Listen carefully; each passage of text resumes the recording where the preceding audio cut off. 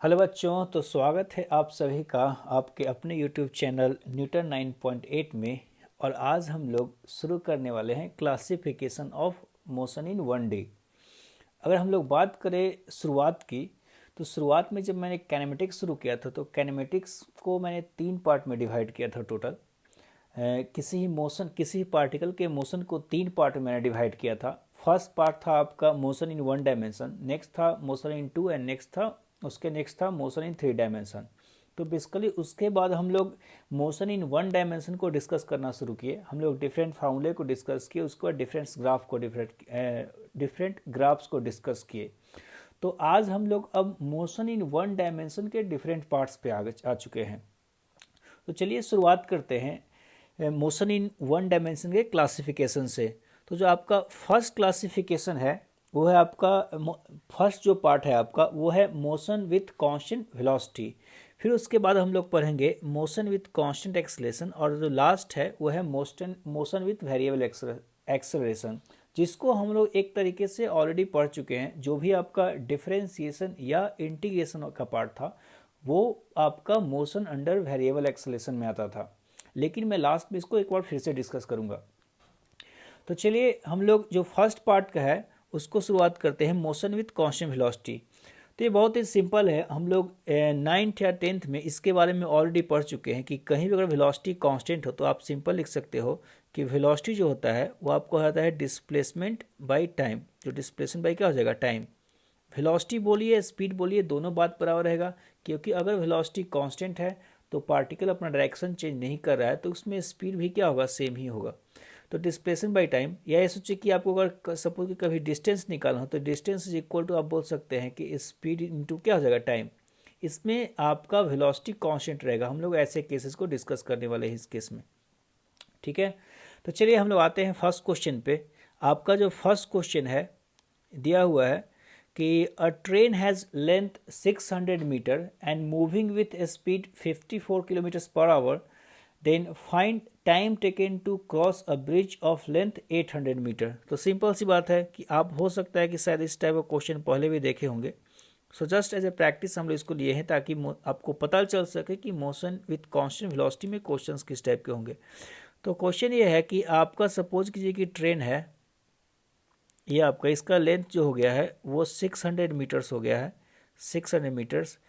ये एक ब्रिज को क्रॉस करना शुरू करता है। तो सपोज कीजिए आपका ब्रिज हो गया, तो ये एक ब्रिज को क्रॉस करना शुरू करता है जिसका कि लेंथ हो गया है 800 मीटर्स, ठीक है। अब पूछ रहा है क्या कि कितने देर में ब्रिज को क्रॉस कर देगा। तो सिंपल सी बात है कि अगर आपको इसको ब्रिज को क्रॉस करवाना है तो क्रॉस करने का मतलब ये हुआ कि शुरुआत जो होती है क्रॉसिंग का वो इसके हेड से होती है। मतलब जिस मोमेंट से हेड इस ब्रिज पे क्रॉस करना शुरू करेगा और जब तक कि टेल ना इससे निकल जाए, जो ट्रेन का जो लास्ट पोर्शन है इस ब्रिज से ना निकल जाए, तब तक हम लोग टाइम को काउंट करते रहेंगे। तो देखते हैं कि आखिर डिस्प्लेसमेंट कितना हुआ इस ट्रेन का। तो किसी एक पॉइंट को आप लीजिए, सपोज कि आप बात करें हेड की, तो बेसिकली हेड जो था वो यहाँ से लेकर यहाँ चला गया है। तो हेड का डिस्प्लेसमेंट कितना हुआ, सारे ट्रेन के सारे पॉइंट्स का डिस्प्लेसमेंट उतना ही होगा जितना हेड का। अगर हम लोग बात करें टेल की तो टेल भी उतना ही चलेगा यहाँ से यहाँ जितना आपका हेड चलेगा। तो किसी एक पॉइंट की हम लोग बात करते हैं। तो जो हेड चला है आपका 800 मीटर यहाँ से यहाँ हो गया, जो ब्रिज को क्रॉस करने में 800 मीटर चला, और उसके बाद कितना चला है वो 600 मीटर्स। तो आप अगर बात करें जो डिस्प्लेसमेंट हो जाएगा आपका, या डिस्टेंस आप बोलिए जो भी बोलिए, यहाँ पर डिस्टेंस जो हो जाएगा 600 मीटर प्लस 800 मीटर। जो ट्रेन को चलना पड़ा कितना चला, 1400 मीटर्स चलना पड़ा है, ठीक है। तो टाइम हो जाएगा आपका, वो आप बोल सकते हैं सिंपल डिस्टेंस बाई स्पीड। तो डिस्टेंस जो हो चुका है आपका 1400। स्पीड की बात करें, हाँ स्पीड आप याद रखिए कि स्पीड आपका दिया हुआ है किलोमीटर्स पर आवर में, तो उसको आपको कन्वर्ट करना पड़ेगा मीटर पर सेकंड में। तरीका ये होता है कि 5/18 से मल्टीप्लाई करना होता है स्पीड को। तो इसको आप करोगे तो 3 आएगा, तो आप इसको लिख सकते हो। अब चलिए 5 से इसको डिवाइड कर दे 1400 को, तो जो आंसर आ जाए आपका 5 आपका 80 डिवाइडेड बाई 3 सेकेंड्स। तो इतने सेकेंड्स लगेंगे उसको क्रॉस करने में। इसको आप मिनट में कन्वर्ट कर सकते हो 60 से डिवाइड कर कर, ठीक है। तो ये आपका एक क्वेश्चन हो गया। चलिए हम लोग आते हैं नेक्स्ट क्वेश्चन पे। नेक्स्ट क्वेश्चन है आपका कि लिखा हुआ है कि if a particle moves with a speed v1 for time t, then it moves with a speed v2 for the same time t, find the average speed. आपको average speed निकालना है। तो इसको हम लोग कुछ इस तरह सोच सकते हैं कि पार्टिकल सपोज कि यहाँ से यहाँ गया, बोल रहा है क्या कि वो v1 स्पीड से t टाइम के लिए चलता है। तो हम लोग सिंपल बोल सकते हैं कि जो डिस्टेंस चलेगा, सपोज कि यहाँ से यहाँ चला, उसको हम डिस्टेंस को बोलेंगे v1 इंटू टी। ये आपका हो जाएगा d1 distance, first distance d1। जो नेक्स्ट आपका चलेगा वो डिस्टेंस हो जाएगा d2, वो हो जाएगा आपका कितना, v2 into T, same time के लिए चलता है। तो याद रखिए, अब कहीं भी आपको एवरेज, आपको क्या निकालना है, एवरेज स्पीड। सो v एवरेज, एवरेज स्पीड की मैं बात कर रहा हूँ, वेक्टर साइन नहीं दे रहा मैं इसके ऊपर, तो ये वेक्टर साइन नहीं है आपका। तो अगर हम लोग एवरेज स्पीड की बात करते हैं, एवरेज स्पीड क्या होता है, टोटल डिस्टेंस, जितना जो डिस्टेंस चलेगा divide by total time taken. ठीक है, तो जो टोटल डिस्टेंस चलेगा आपका d1 प्लस d2, जिसको हम लोग बोल सकते हैं v1t प्लस क्या लिख सकते हैं v2t, divided by t plus T, जो कि हो जाएगा 2t। इसको हम लिखेंगे v1 plus v2 divided by क्या, 2। ठीक है, तो इसको हम लोग एवरेज स्पीड बोलेंगे। एक बात ध्यान रखिए कि अगर इक्वल टाइम इंटरवल के लिए पार्टिकल ट्रैवल करता है तो जो एवरेज स्पीड होता है वो अर्थमेटिक मीन हो जाता है। अर्थमेटिक मीन, इसको आप एम बोल सकते हैं। ठीक है, अर्थमेटिक मीन होता है।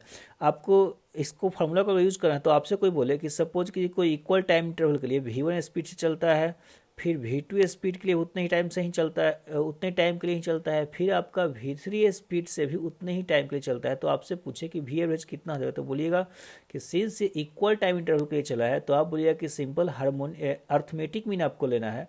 तो v1 plus v2 plus v3 divided by 3, मतलब जो होता है मीन वैल्यू होता है, एवरेज वेलोसिटी रिप्रेजेंट करता है। इस वेलोसिटीज़ का जो मीन वैल्यू होता है वही आपका एवरेज वेलोसिटी रिप्रेजेंट करता है। इसको शॉर्टकट में हम लोग अर्थमेटिक मीन भी बोलते हैं, एक इसका नाम अर्थमेटिक मीन भी है। तो इसको आप स्टेटमेंट्स को ध्यान रखिएगा, आपसे स्टेटमेंट्स को पूछ सकता है वो। चलिए हम लोग आगे बात करते हैं कि नेक्स्ट क्वेश्चन है कि if a particle covers half of the distance with speed v1, other half with speed v2, then find average speed during the journey. तो चलिए, बोला क्या गया है कि कोई सपोज कीजिए डिस्टेंस है। ठीक है, इस डिस्टेंस को दो पार्ट में डिवाइड कर चुका है। जो फर्स्ट d/2 है, फर्स्ट हाफ को v1 से ट्रेवल करता है, v1 स्पीड से। जो नेक्स्ट हाफ है d/2, उसको कितने से करता है, वो v2 से करता है। तो पूछा गया है कि आपका एवरेज स्पीड कितना होगा। तो हम लोग फार्मूला लिख लेते हैं सबसे पहले। जो एवरेज स्पीड होता है v एवरेज, उसको हम लोग बोलते हैं total distance by total time.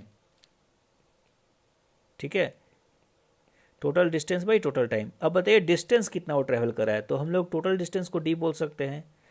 Time कितना लगेगा, तो इस टाइम को हम लोग सपोज कीजिए कि t1 मानते हैं, तो t1 टाइम को क्या बोलेंगे, यहाँ से यहाँ जाने के टाइम को हम लोग सपोज कीजिए t1 मानते हैं, तो t1 की वैल्यू जो बोल सकते हैं डिस्टेंस, जो कि होगा d/2 बाई स्पीड v1 बोल सकते हैं।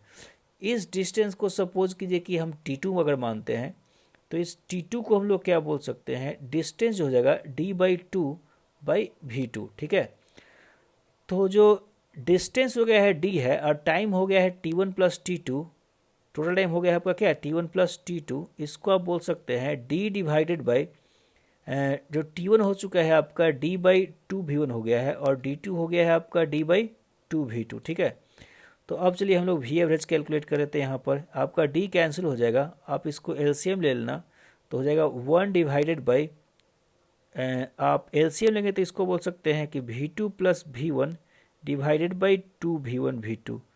इसको आप जब रिवर्स करके आप लिखिएगा तो आपका आंसर आ जाएगा 2v1 v2 upon v1 plus v2। ठीक है, तो ये आपका आंसर हो गया। अब देखिए, आपको पूछेगा कैसे एग्जाम में, हो सकता है इसको ऐसे पूछे कि अगर कोई एक पार्टिकल इक्वल डिस्टेंस के लिए चलता है, अगर कोई पार्टिकल इक्वल डिस्टेंस दो डिफरेंट स्पीड से चलता है v1 v2, इक्वल डिस्टेंस, जैसे कि d/2 इक्वल स्पीड कितने स्पीड चला है, v1 एंड v2। तो अगर कोई पार्टिकल इक्वल डिस्टेंस कवर करता है डिफरेंट स्पीड से v1 और v2 से, तो उसका एवरेज स्पीड कितना होगा, तो आप बोलेंगे उसका हार्मोनिक मीन, इसको हम लोग बोलते हैं हार्मोनिक मीन। तो इस केस में जो होता है हार्मोनिक मीन एवरेज स्पीड देता है, और लास्ट वाले केस में अर्थमेटिक मीन आपका क्या देता था, एवरेज स्पीड। तो इस बात को आप ध्यान रखेंगे, आपको पता होना चाहिए कि किस केस में हार्मोनिक मीन लेना है और किस केस में क्या लेना है, अर्थमेटिक मीन लेना है। ठीक है, चलिए हम लोग आगे वाले पोर्शन पे आते हैं हम लोग। तो नेक्स्ट है आपका, if a person drives its car from city A to city B with a speed v1 and while coming back he drives with two different speed v2 and v3 for equal time interval चलता है। then find the average velocity and average speed during the journey। Average velocity और average speed निकालना है। तो देखिए इसमें थोड़ा है क्या कि सपोज कि ये हो गया सिटी ए और ये हो गया आपका सिटी बी। तो बोला ये गया है कि ये यहाँ से यहाँ जाता है कितने स्पीड से, v1 स्पीड से।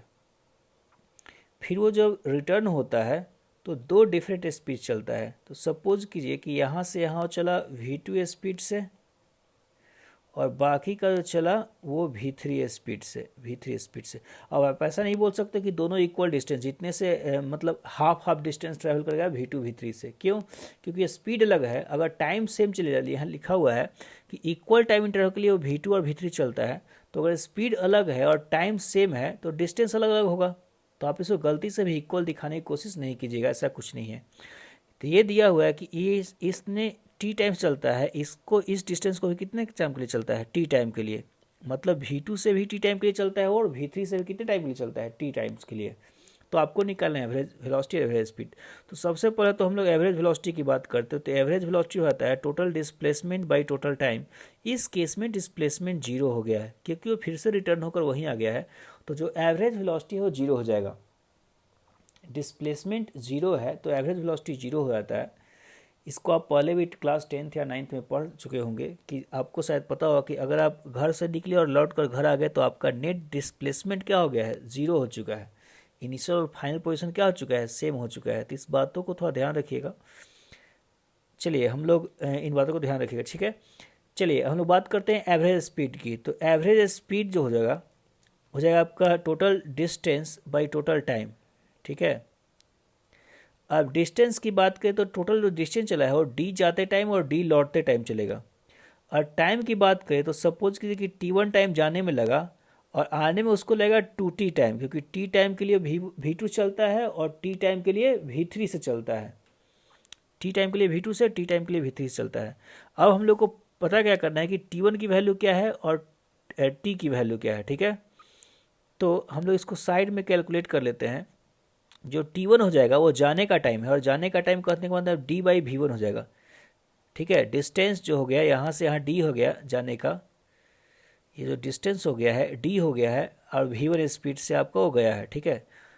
और अगर t टाइम को निकालना है तो हम लोग ऐसा बोल सकते हैं कि लौटते टाइम वो चला है v2 से t टाइम के लिए और फिर v3 से भी t टाइम के लिए चला है, और दोनों मिलकर कितना चलेगा, वो फिर से d डिस्टेंस चलेगा। v2 से t टाइम के लिए चला है और v3 से कितने टाइम के लिए चला है, t टाइम के लिए चला है। तो दोनों मिलकर कितना डिस्टेंस चलेगा, वो d डिस्टेंस चलेगा। तो इसको आप बोल सकते हैं कि जो t की वैल्यू आ जाएगी वो हो जाएगी d divided by v1 plus v2, ठीक है। अब चलिए हम लोग v एवरेज की वैल्यू निकालते हैं यहाँ पर एवरेज स्पीड की।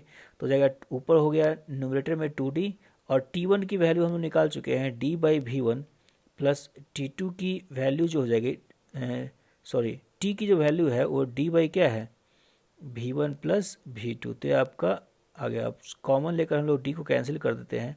आप एलसीएम लीजिएगा तो जो एलसीएम आ जाएगा वो हो जाएगा 2 डिवाइडेड बाई, आप लीजिए एलसीएम तो जो डिनोमिनेटर में आ जाएगा वो आ जाएगा आपका v1 v2 प्लस v3। शायद मैं गलत लिख चुका हूँ यहाँ पर, v2 प्लस v3 आपको लिखना है, यहाँ भी लिखना है आपको v2 प्लस v3, ठीक है। तो आपको v2 प्लस v3 लिखना है, अब सही है। और जो यहाँ पर ऊपर में आ जाएगा वो कितना आ जाएगा, v2 plus v3 plus 2v1, ठीक है। चलिए हो जाएगा हम लोग के पास। तो ऐसा हो गया। तो जो एवरेज वेलोसिटी जो हो गया यहाँ पर average velocity sorry average speed, तो आप उसको ऊपर ले जाइए तो हो जाएगा 2v1 V2 plus V3 divided by 2V1 plus V2 plus V3, ये आपका हो जाएगा एवरेज स्पीड। ठीक है, तो ये आपका आंसर हो गया। चलिए नेक्स्ट क्वेश्चन है आपका, a drunkard walking in a narrow lane takes 5 steps forward and 3 steps backward followed by again 5 steps forward and 3 steps backward। मतलब वो कर क्या रहा है कि हर बार वो कैसे चल रहा है ड्रंकार्ड, मतलब पियक्कर है जो, वो 5 स्टेप पहले फॉरवर्ड चलता है और 3 स्टेप क्या चल रहा है बैकवर्ड, और फिर से 5 फॉरवर्ड फिर से 3 बैकवर्ड, मतलब हर एक पूरे राउंड में 5 फॉरवर्ड इन्वॉल्व है और 3 बैकवर्ड इन्वॉल्व है। चलिए तो सो ऑन, आगे पढ़ते हैं। Each step is 1 metre long and requires 1 second. Plot XT graph and determine how long the drunkard takes to fall in a pit 13 metre away from start. ठीक है, मतलब पूछ रहा है कि बोल रहा है क्या कि हर स्टेप जो है 1 मीटर लॉन्ग है और उसको चलने में 1 सेकेंड लगता है, तो उसका आपको displacement time XT graph draw करना है, और साथ ही साथ आपको बताना है कि अगर कोई पिट हो, जो कोई गड्ढा हो 13 मीटर्स अहेड, 13 मीटर्स अहेड कोई गड्ढा हो, तो इसमें वो कब जाकर गिरेगा, जो कि आगे पीछे वो चलते जा रहा है, तो इसमें कब जाकर गिरेगा। ठीक है, तो ऐसे कुछ है, आपको बताना है कब गिरना है। ठीक है, चलिए तो हम लोग पहले XT ग्राफ ड्रॉ कर लेते हैं। पहले ग्राफ को पोर्शन हम लोग फिल कर लेते हैं।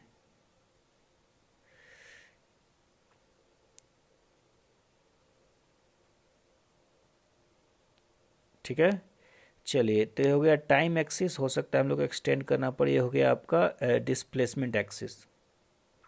तो देखिए बोला क्या गया है कि वो 5 स्टेप फॉरवर्ड 5 स्टेप बैकवर्ड ले रहा है। ठीक है, आप क्वेश्चन को यहाँ रख सकते हो। हाँ चलिए, इस बिल्कुल सही है, यहाँ तक काम चल जाएगा। तो नहीं चलेगा। चलिए तो हम लोगों का क्या है कि शुरुआत यहाँ से करना है, ऑरिजिन से। वो पहले 5 स्टेप फॉरवर्ड चलेगा, तो 5 स्टेप जब फॉरवर्ड चलेगा तो उसको कितना टाइम लगेगा, उसको लगेगा 5 सेकेंड्स। फिर वो 3 स्टेप बैकवर्ड चल रहा है, तो 3 स्टेप बैकवर्ड चलने में उसको 3 सेकेंड्स लगेंगे। तो ठीक है, तो 5 एंड 3 8 सेकेंड में वो एक तरीके से यहाँ होगा। ये आपका 5 मीटर हो गया, 5 सेकेंड में 5 मीटर, एक स्टेप 1 मीटर का है। ठीक है, तो 5 मीटर तक पहुँच गया आगे, वो चलकर आगे 5 मीटर्स तक पहुँच गया। चलिए 1 2 3 4 5। ठीक है, यहाँ हो गया, उसको 5 सेकेंड लगा 5 मीटर, लेकिन फिर से 3 मीटर पीछे आएगा वो, तो उसका टाइम हो गया 8 सेकेंड। टाइम कितना हो गया उसका, 8 सेकेंड्स हो गए, और वो चला है कितना, फाइनली 2 ही मीटर्स इनिशियल पोजीशन से आगे रहेगा। तो आप इसको पीछे करो, मतलब x की वैल्यू कम जाएगी, लेकिन टाइम तो बढ़ेगा ही, टाइम तो एक जो टाइम एक्सिस है वो तो बढ़ जाएगा। तो यहाँ पर 8 सेकेंड में यहाँ चुका है, लेकिन उसका जो कोऑर्डिनेट है बस 2 है।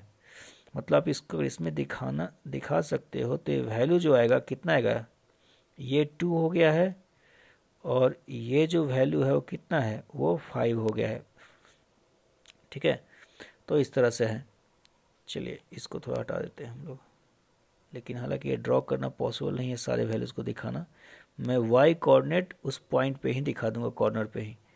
चलिए अब फिर से क्या है कि वो 5 स्टेप फिर से फॉरवर्ड चला, तो 5 स्टेप जब फिर से फॉरवर्ड चलेगा तो कुछ ऐसे चलेगा वो। ठीक है, तो 5 स्टेप फॉरवर्ड चलने में उसको टाइम कितना टोटल हो जाएगा, अब टाइम हो जाएगा 8 एंड 5 13 सेकेंड्स रहेंगे। और उसका जो कोऑर्डिनेट हो जाएगा, आप सोच सकते हैं आप कि 2 मीटर पे पहले था, और उसमें से 5 मीटर ऐड हो जाएगा। ठीक है, 5 स्टेप चलेगा तो 5 मीटर ऐड होगा, तो कितना होगा, 7 मीटर हो जाएगा। तो ये कोऑर्डिनेट हो गया x = 7 और 13 सेकेंड्स हो गए। फिर से 3 मीटर्स बैकवर्ड चलना है उसको, तो 3 मीटर्स बैकवर्ड। ठीक है, चलिए इतना ही दिखाते हैं जाके जगह बच जाए। तो अब 3 मीटर्स बैकवर्ड चलने में उसका टाइम हो जाएगा 16। ठीक है, और जो कोऑर्डिनेट हो जाएगा, जो x की वैल्यू होगी वहाँ पर, तो 7 मीटर्स हो चुके हैं, और उसमें से हम लोग घटाना है 3 मीटर्स, तो हो जाएगा 4। तो बेसिकली वो 4 मीटर चला, 2 राउंड के एंड में कितना चला, 4 मीटर। हर राउंड में बेसिकली 2 ही मीटर चलेगा वो, क्योंकि 5 मीटर आगे चलकर उसको 2 मीटर 3 मीटर पीछे चला जाना है। अब आते हैं हम लोग, फिर से 5 मीटर्स फॉरवर्ड चलेगा वो, तो 4 और 5 9 मीटर्स हो जाएगा ये।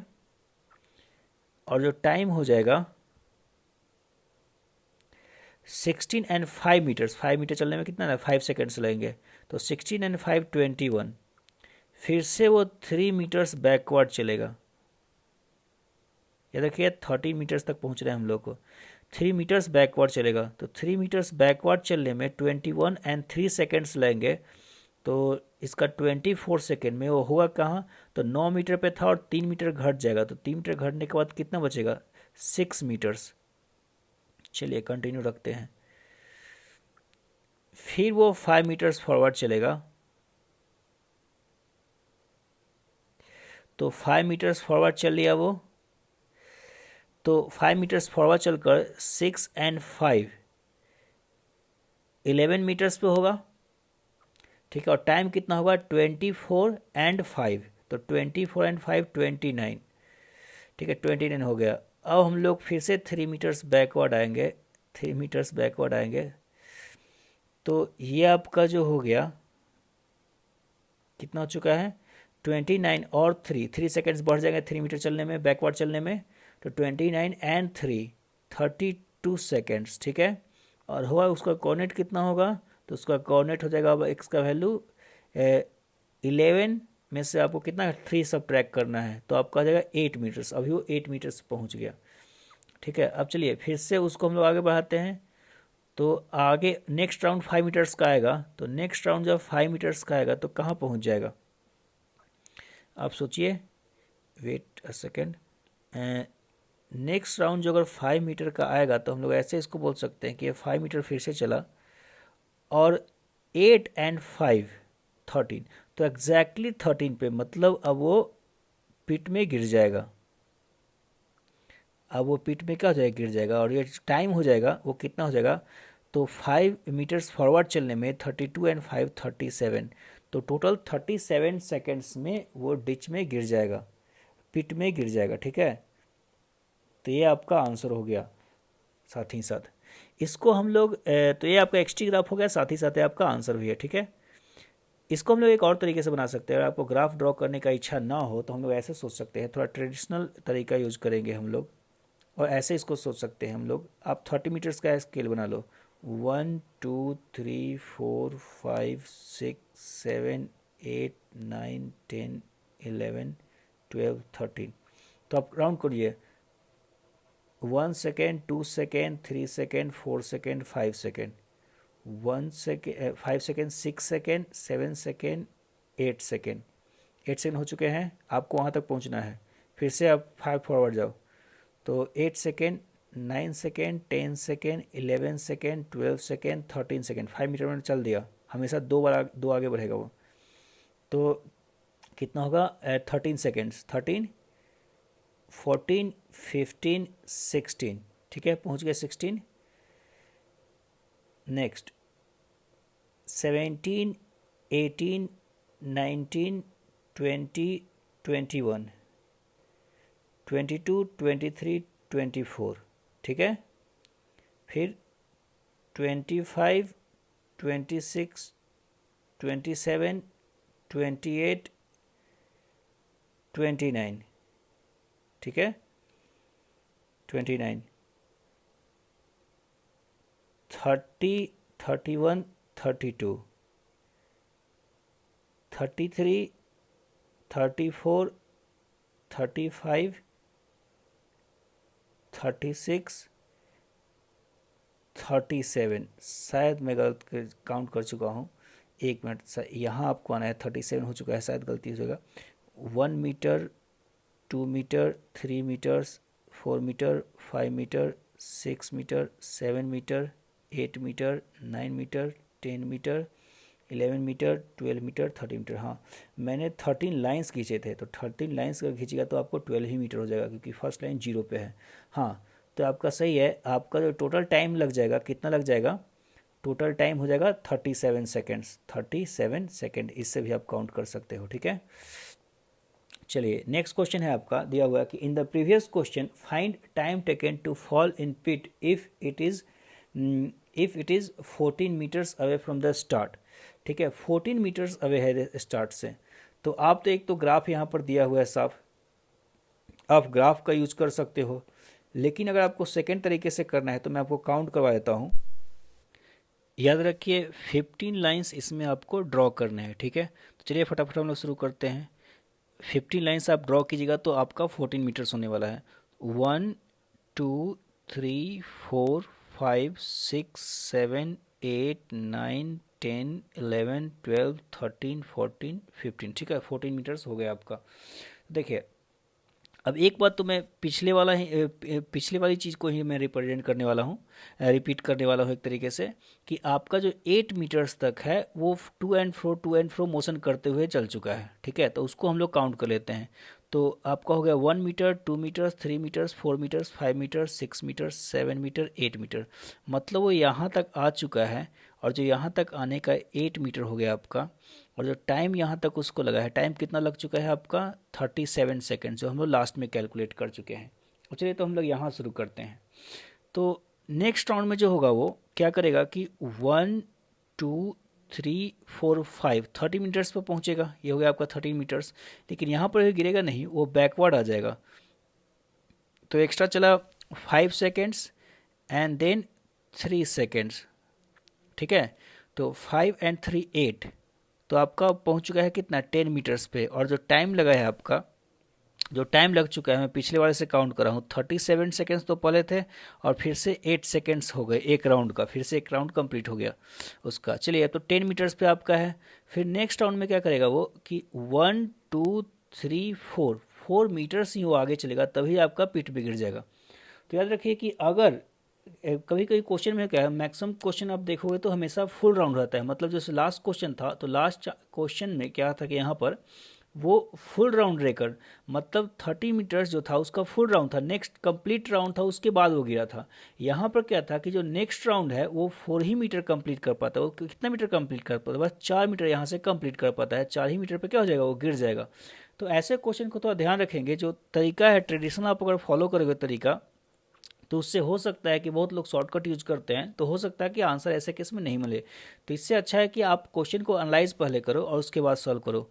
तो आपका 37 पहले हो चुका था, प्लस 8 हो गया फॉरवर्ड एंड बैकवर्ड का, और फिर जो नेक्स्ट राउंड में हो गया बस कितने सेकंड्स हो गए, 1 2 3 एंड 4 सेकंड्स, 10 के बाद तो 4 सेकंड्स। तो जो आपका आंसर हो जाएगा 37 प्लस 8 जो हो जाएगा आपका कितना हो जाएगा, नहीं तो ऐसा कर सकते हो 12, सो ये हो जाएगा 49, 37 प्लस 12 49 सेकेंड्स। ठीक है, तो आपको जो टोटल टाइम लगेगा 49 सेकेंड्स लगेगा।